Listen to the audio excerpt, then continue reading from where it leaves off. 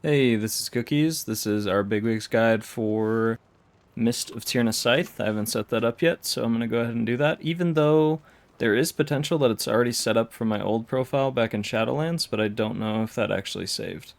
So we're going to go to Mist of Tirna Scithe, and there's only 3 bosses in here, so we should be able to go through this pretty quick, especially since I have actual experience in this dungeon from previous expansions, because I played a lot during Shadowlands. So let's go ahead and take a look.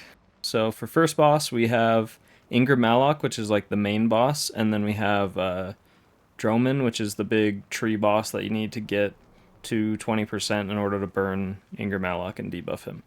But anyways, I think the important abilities are going to be definitely from Ingra Maloch. That's going to be where like our healing stuff comes in. But as far as just important abilities from Droman, that's probably going to be, he does a big frontal ability. So being aware of when that's going to happen is probably important. So already in my mind, I probably would want that as a countdown timer. I believe that is going to be, let's see. It's this one right here, Bewildering Pollen. Expels a cone of blah, blah, blah, blah. It's just all flavor text, but this is the frontal right here, so we're going to set this to our countdown timer. I'm not going to have it as anything else. And then for our red and yellow bar, I think I already know what these are going to be.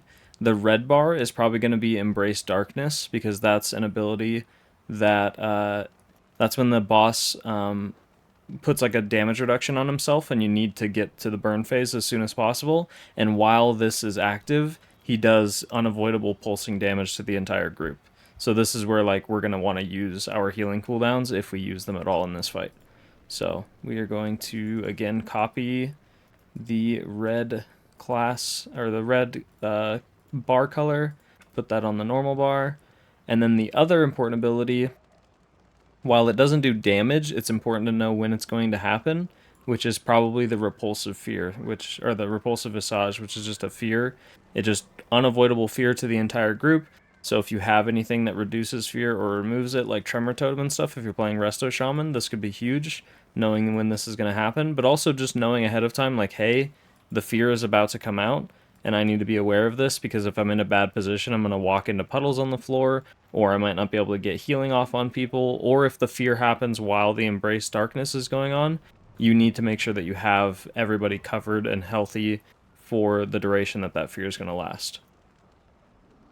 Alright, so that's pretty much it for first boss. Don't have much else to go over with it. Mistcaller, we have another frontal ability, which is going to be Dodgeball, and immediately I'm going to put that as our countdown timer, I believe, just since it's similar to the first boss, where our brain kind of works the same.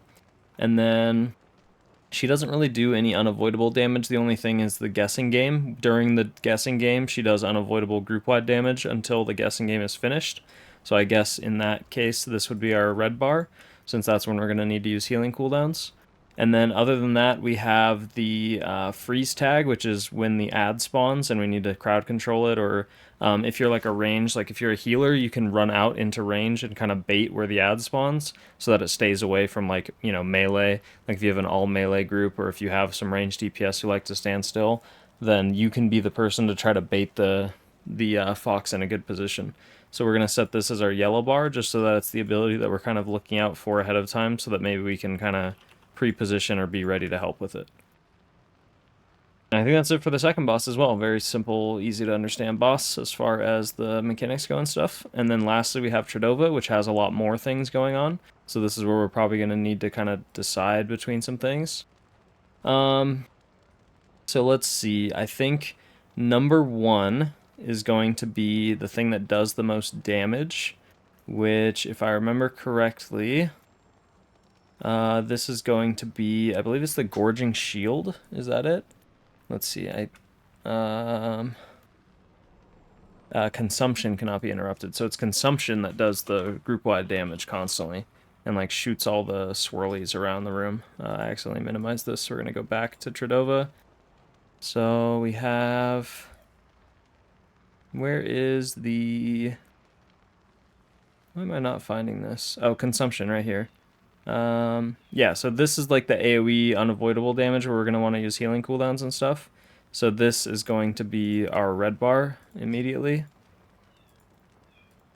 And then Our yellow bar can probably be...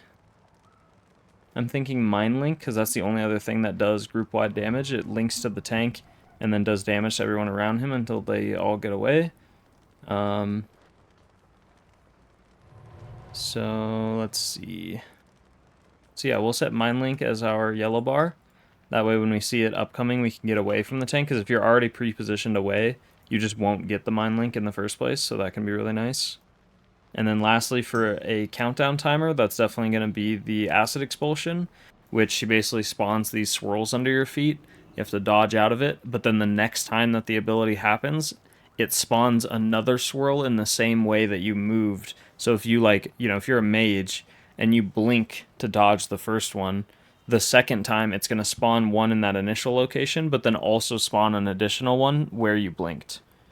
So you want to try to move as little as possible. So knowing that ahead of time, of like kind of pre-planning which way you're going to go. Usually what I do is I go like just a tiny bit to the right first, and then the second time the ability happens, I go a tiny bit to the left, and the third time it happens, I go maybe forward just a tiny bit, just enough to where you're creating like a small pattern of swirlies in one location rather than them going all over the room.